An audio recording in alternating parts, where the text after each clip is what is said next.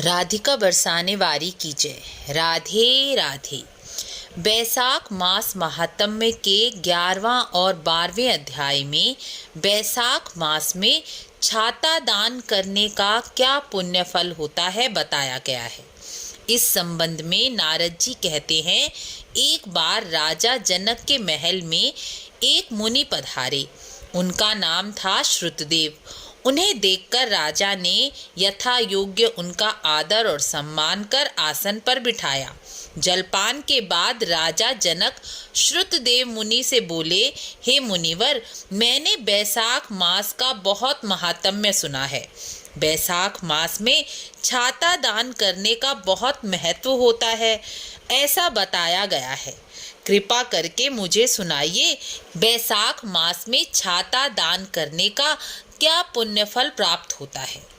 तब मुनि बोले, राजन, जो बैसाख मास में धूप से सताए हुए मनुष्य के ऊपर छाता लगाते हैं या छाता दान करते हैं, उन्हें कभी न नष्ट होने वाले पुण्य फल की प्राप्ति होती है। इस विषय में पुराणों में एक कथा आती है, मैं तुम्हें सुनाता हूँ। बहुत समय पहले एक राजा हुए हेमकांत। उनके पिता का नाम था कुशकेतु। हेमकांत बहुत वीर और श्रेष्ठ शस्त्रधारी थे। एक दिन जंगल में शिकार खेलने के लिए गए। भूख प्यास से व्याकुल होकर थक गए तो मार्ग में उन्हें एक आश्रम दिखा। वहां एक मुनि समाधि लगाकर बैठे थे। समाधि में बैठे मुनि अंतर्मुखी थे, इसलिए बाहर क्या हो रहा है इस बारे में उन्हें कोई जानकारी नहीं हुई। अर्थात राजा आए हैं तो आने पर उन्हें कुछ पता न चला और मुनि उनका स्वागत सत्कार नहीं कर सके। इस पर राजा क्रोधित होकर उन्हें मारने के लिए उनकी तरफ बढ़े। यह देखकर मुनि के शिष्यों ने उन्हें रोका तो राजा ने क्रोधवश उन्हीं शिष्यों को मार डाला और वहां मनमाना भोजन कर आश्रम को उजाड़कर महल की ओर चले आए। तब हेमकांत के पिता को इस कार्य के बारे में पता चला तो पिता ने पुत्र को देश निकाला दे दिया। तब हेमकांत वन वन भटकने लगे। इस तरह भटकते भटकते 28 साल हो गए।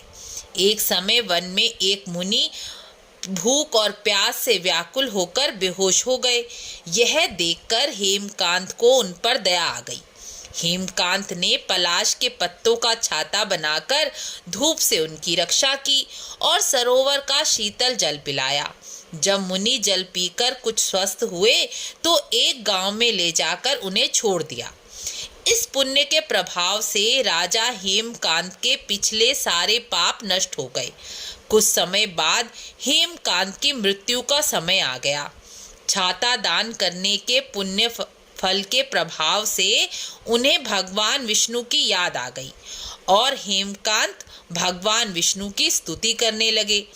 इससे भगवान विष्णु प्रसन्न होकर अपने पार्षदों से बोले, तुम हेमकांत को यमराज से छुड़ाकर उनके पिता कुशकेतु के पास ले जाओ और उनसे कहो कि बैसाख मास में छाता दान करके और मुनि की सेवा करके हेमकांत के सारे पाप नष्ट हो गए हैं, जिससे उनका मन पवित्र हो गया है। इसलिए इनको दोबारा राज्य सौंप दिया जाए। तब भगवान विष्णु के पार्षद हेमकांत को उनके पिता के पास ले गए और उनका दोबारा राज्य अभिषेक कराया।